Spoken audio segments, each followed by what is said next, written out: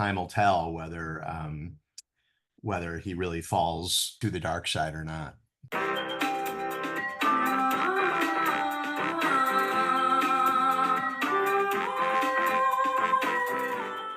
Hello, everyone. My name is Monica Gleberman, and you're listening to Silence on Set podcast. I'm so excited to see you. I love you so much. Thank you so much for doing this. Oh, of course. Yeah, it's my pleasure. You've been there from the beginning, for sure.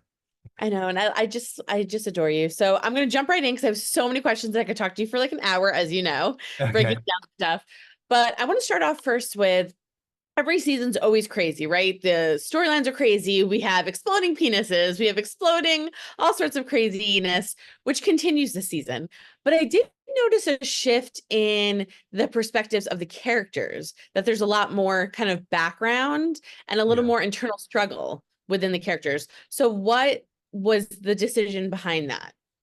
Yeah, I think every season we're trying to dig a little deeper into who they are and sort of reveal new facets of them that we didn't know before. And you start digging deep enough, you start hitting like basically like their core traumas, And so we started talking about how we wanted a lot of them to really face the thing in their past that in many ways defined them and who they were, and could they let go of it, because you have to really let go to be able to move forward, and which characters can let go and which characters can't, so Annie, Huey, Frenchie, Kamiko, Butcher, like a lot of the characters are dealing with what made them who they are, and the healthy ones need to learn to forgive, but they won't all be able to do that. So there's a very intentional drive to really explore them, and in a way that's like a little more internal and a little more psychological, because the audience have gotten to know and love them, so it's really time to really dig deep and examine them. And for Homelander, is this the first season where you feel like he might not be as confident as maybe other seasons? I think him and Butcher both are facing their mortality, and they deal with it in different ways, but I always like how like sort of the main protagonist and the main antagonist have very like similar themes. I think that's like a cool little mirror. And in Homelander's case, like mortality is a loud siren of humanity, and humanity disgusts him and makes him feel ashamed and repulses him. So, but it's really like right in his face, or at least right in his pubes, and that literally is driving him insane. Like he just cannot handle the fact that he is not a god, and he actually is a human, and that is driving him crazy. So I think that's really putting him on his back heels, and he's really looking for ways to assert himself, but he's having a hard time. Yeah, and I really was wondering too, in the writer's room, when that comes up about him finding out that he's kind of aging or getting gray, whose decision it was to create what was in that cabinet, which included the jar and then like Nazi paraphernalia. And so who came up with all of that? I think that was probably a combo of David Reed, who wrote the episode, and Brian Patrick, our prop master. But they're all like really seminal things, right? There's like, Stormfront, his love. There's like a breast milk bottle from Stillwell. There's Noir's sword. Like he keeps like these totems of these people who have died. And then his own jar of pubic hair, speaking to his own inevitable demise. So it's quite the little secret cabinet. Yeah, very interesting stuff Yeah, that is in there. it Um, is. It's you a, see a glimpse. I had to pause and I was like, wait a minute, what's in there? yeah, exactly. For Ryan, is Ryan born innocent and gets corrupted over time, or is he born corrupted because of the power and gets corrupted over time, or is this the eternal question we'll be dealing with? Yeah, I mean, look, I think it's an eternal question. I think it's a nature versus nurture argument, and I think we all have the capacity for good and evil inside of us, and it all comes in sort of hardwired, and it's just a question of how you're raised and just what your psychological makeup is. So he definitely has the potential to be corrupted, and it's difficult to avoid all of that money and power. And you have a father who's giving you literally the worst advice any father has ever given a child. So he does have the deck stacked against him in that way, but just time will tell whether he really falls to the dark side or not.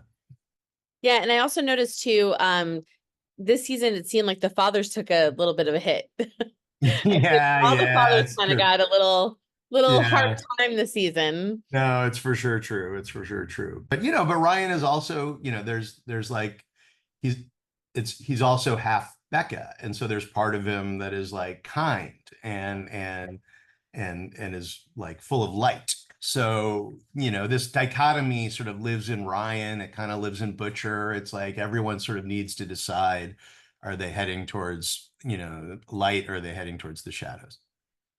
So I want to leave out a lot of the stuff that you guys put in there, the little Easter eggs, because I want people to have fun seeing those. So you mentioned that you would love to have Jared on. Yeah. Obviously, Walker, unfortunately is not getting renewed. So does that mean we could have a possible Jared and Jensen together in a season? Break the news here, Kripke. Come on, give me Right, right. the news. I do not. I mean, look, I'm, texting with Jared, and I would love to give him a part, even if just a guest star. I cannot predict because I don't know what part it is yet. I cannot predict that whether he's going to be in a scene with Jensen or not. I know what that would do to, a lot of to the internet. And but it's too early. It's too early to say. Is it fun to bring everybody, from Supernatural, people that you worked with back on the show? I spoke to you about Rob. I don't want to go into it because I don't want to give away too much about it, but is it fun to bring Yeah, people like that on? And Jeffrey? yeah, it's the best. I mean, I'm not like, I mean, I'm making jokes about like it's my supernatural Pokemon, but but the truth is, they're just all my friends, and I like them, and I would rather work with people I like, and people who are kind, and life's too short not to, and so it just happens to be like a group of people that I'm still in contact with and still and still love, and if I have the opportunity to work with the people I love, I'll jump at it. And my last like minute and a half, really quickly, I wanted to ask you, last question related to Supernatural and then back to the boys really quick. But for Supernatural, everyone wants it to come back together. Everyone wants you to like lead that ship. Is that something that you think would ever happen?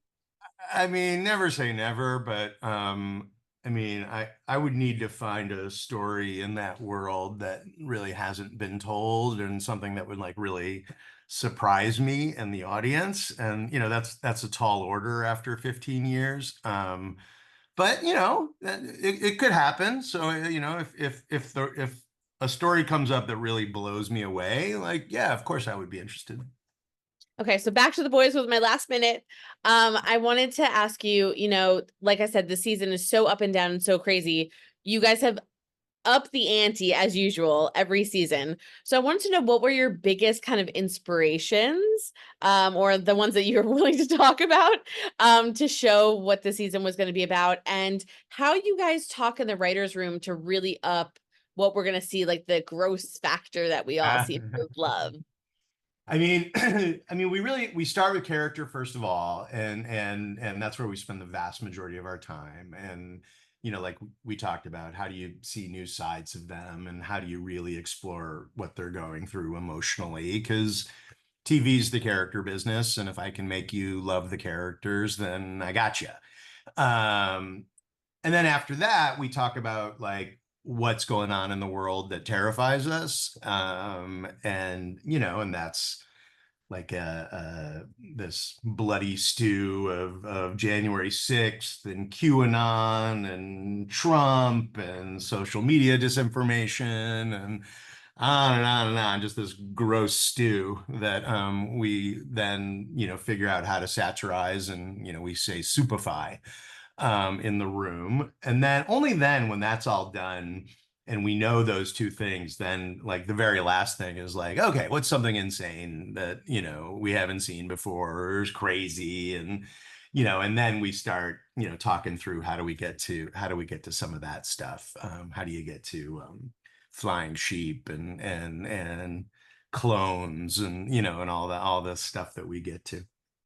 Well, like I said, you're such a genius. So I'll just end with, what are you most excited about for fans to see? I just hope they like it. I'm just, every season I'm just like, this is when they find out I'm a fraud. So, Because you said that to me and I was like, you're a genius. What are you no, talking no, about? no, no. I don't absorb that. But I hope it works. I hope people like it. I hope it makes them laugh and cover their mouths and, and emotionally connects with them. I hope, they maybe look at some of the things happening in the world a little bit differently. I just hope they love it. Well, I loved it, as you know, and I want to thank you so much for speaking with me today. I tried to jump around because I have so many specific questions, but I didn't want it to be all spoilers. So Yeah, yeah, yeah. I'll No, have to this was talk great. again after the finale so I could really like pick your brain about things. But Yeah, for I sure. just I just want to thank you so much. And like I said, you are a genius, a legend, which you don't have to explain. I always give it to you. And I want to thank you because this season is off the charts, insane, crazy, funny. And like I said, out loud, I was cursing, laughing. That's So awesome. you guys nailed it again. All right. Thanks, Monica. I really appreciate it. It was great questions. It was good talking to you. It was great talking to you. Have a great rest of your day. Thank you so much.